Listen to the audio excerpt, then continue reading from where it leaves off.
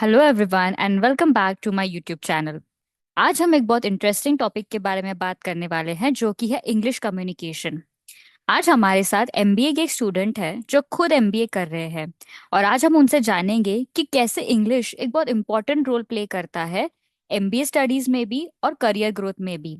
क्या क्या job opportunities है और क्या क्या चैलेंजेस आते हैं अगर हमारा इंग्लिश कम्युनिकेशन अच्छा नहीं हुआ तो चलिए इस वीडियो की शुरुआत करते हैं। Welcome Hitesh to my YouTube channel. I hope you are doing well. Video start करने से पहले आप हमें बताएंगे अपने बैकग्राउंड के बारे में, आप किस फील्ड में एमबीए कर रहे हैं। Thank you so much Divya. Currently मेरा एमबीए जो है वो अशोका बिजनेस स्कूल से चालू है। मेरी स्पेशलाइजेशन की जो फील्ड है वो फाइनेंस है। और ना ही सिर्फ एमबीए या ना ही सिर्फ कोई स्पेशलाइज्ड फील्ड से रिस्ट्रिक्टेड है, बल्कि आपका जो टॉपिक है इंग्लिश वो बहुत ही जनरलाइज टॉपिक है जो हर एक irrespective of your field your background हर इंसान का एक्चुअली बहुत इंपॉर्टेंट टॉपिक होता है। Talking in MBA perspective, English is one of the most prominent skills that you need. English के बिना आप अपने आइडियाज को कन्फेस नहीं कर सकते। दो, आप अपने फ्रेंड्स से, अपने रिलेटिव फैमिली में आप अपनी नेटिव लैंग्वेज में बात कर सकते हो, बट जब बात इंटरव्यू की आती है, कंपनीज में बैठने के लिए आती है, और इनफैक्ट कॉलेज को अपीयर करने के लिए जो एंट्रेंस एग्जाम्स और राउंड्स लगते हैं उसकी आती है, तो इंग्लिश सबसे ज्यादा जरूरी लैंग्वेज है।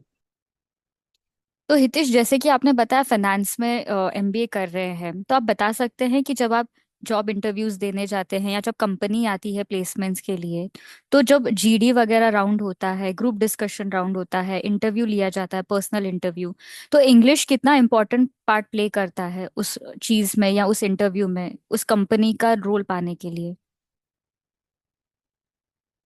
देखिए, इंग्लिश ही है सबसे इम्पोर्टेंट पार्ट, तो मतलब सबसे इम्पोर्टेंट फर्स्ट प्रायोरिटी पे इंग्लिश ही है।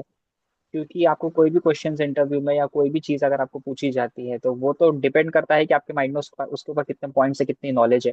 बट नॉलेज तो तब शेयर कर पाओगे जब आपको लैंग्वेज आती हो। और हर एक इंटरव्यू, हर एक कंपनी आपका राउंड इंग्लिश में ही लेती है, वो एमएनसी हो या फिर कोई टीयर 3 कंपनी हो, नासिक के बाहर हो, कहीं पे भी जाओ, इंटरव्यू और जीडी और पीआई के राउंड हमेशा इंग्लिश में ही होते हैं। और अगर आप अपने आइडियाज को प्रॉपरली कन्फेस ही नहीं कर पाते हो, प्रॉपरली बता ही नहीं पाते हो अपने इंग्लिश की लैंग्वेज में, तो फिर उन आइडियाज का मतलब नहीं आपके माइंड में हो कि वो स्ट्रॉन्ग पॉइंट्स कितने भी हो, बट इंग्लिश ही चीज है, इंग्लिश एक ब्रिज है जिसके थ्रू आप वो आइडियाज अपने ऑडियंस को और अपने शेयर कर पाते हो।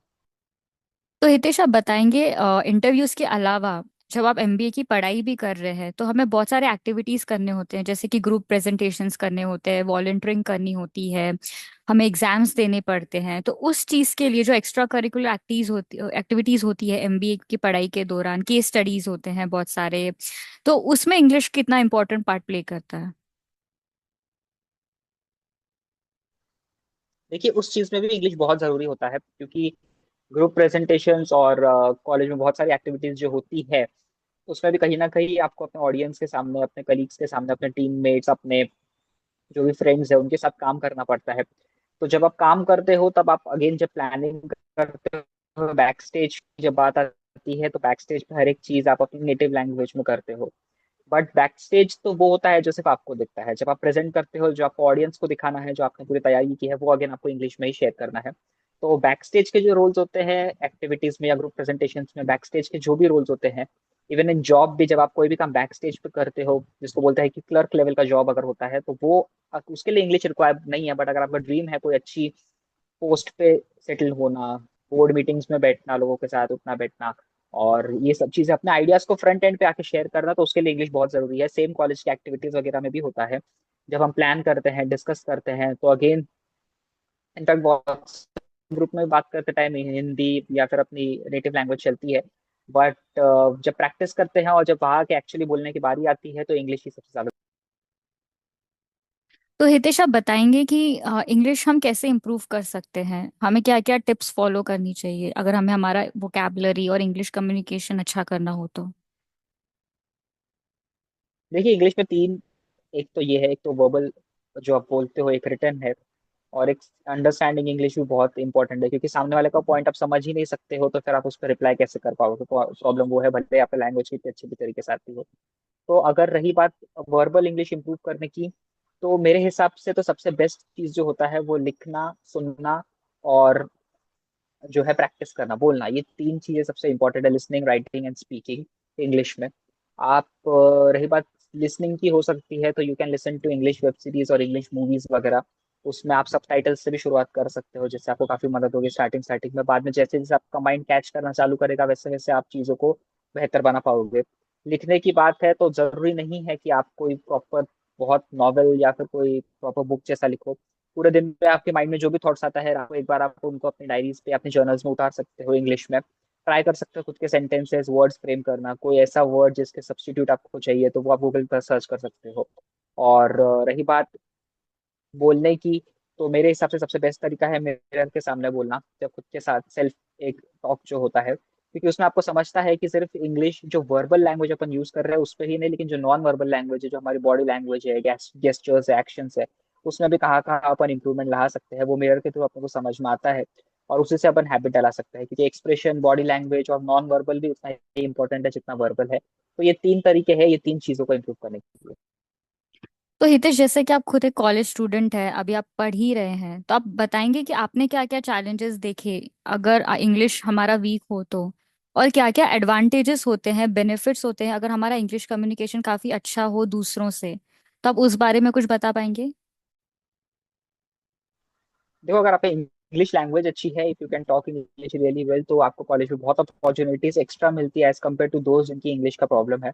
बोल हर कोई सकता है और हर कोई अपने आप को प्रेजेंट कर सकता है, बट जब बात गेस्ट के सामने प्रेजेंट करने की आती है, बात बाहर के लोगों के सामने प्रेजेंट करने की आती है, क्योंकि हमेशा आपको चार दीवारों के अंदर तो नहीं रहोगे कॉलेज में, तो जब बाहर के लोगों के सामने प्रेजेंट करने की बारी आती है, तो English is one of the most important topics जिस पे आपके सवाल उठते ही उठते हैं। क्योंकि कॉलेज कभी भी आपको उन लोगों के सामने प्रेजेंट करने की जब बारी आती है जो बाहर से कॉलेज गेस्ट बुलाते हैं, गेस्ट लेक्चर्स होते हैं, या उनकी जब एमओसी होती है, और उनके जब कुछ भी ट्रायल्स होते हैं, इंटरव्यूज के क्वेश्चन आंसर्स होते हैं, उसकी प्रैक्टिसेस होता है, तो जिसको इंग्लिश नहीं आती है तो वो तो पहले ही चीज पे, पहले ही पॉइंट पे वीक हो जाता है, नो मैटर उसके पास कितने स्ट्रॉन्ग पॉइंट्स हो। लेकिन इंग्लिश नहीं आती है तो उसको कोई पिक नहीं करता। और अपॉर्चुनिटीज इक्वल आती है, नो डाउट इसमें, लेकिन English is equally important, because English के बिना आप वो कनेक्ट ही नहीं कर पाते हो लोगों से। और एक स्टैंडर्ड जो है वो बना हुआ रहता है, एक लेवल जो है वो बना हुआ रहता है आपका भी, और उसी तरीके से आप अपने इंस्टीट्यूट और अपने कॉलेज को भी प्रेजेंट करते हो।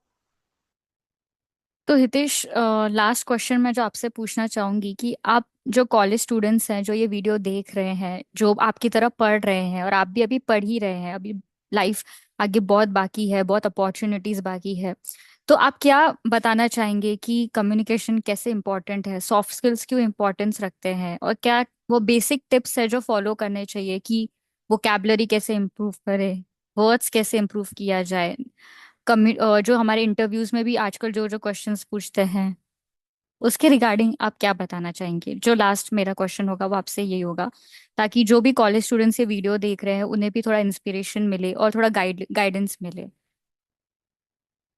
देखिए, मेरी एक ही एडवाइस रहेगी बेस्ट, कि आपको सिर्फ अपने आप को जो है, एक बोलता है ना, जैसे स्विमिंग पूल में पुश करने की जरूरत है एक्चुअली।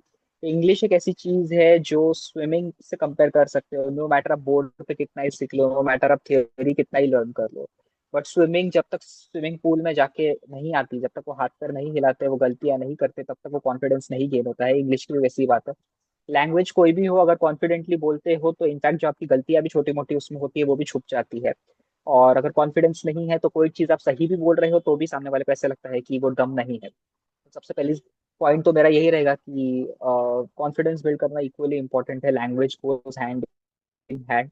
उसके बाद जो बड़ी गलती जो लोग करते हैं, कहीं ना कहीं स्पीड पे बहुत फोकस करते हैं, स्पीड ऑफ टॉकिंग या राइटिंग की स्पीड में बोलना है।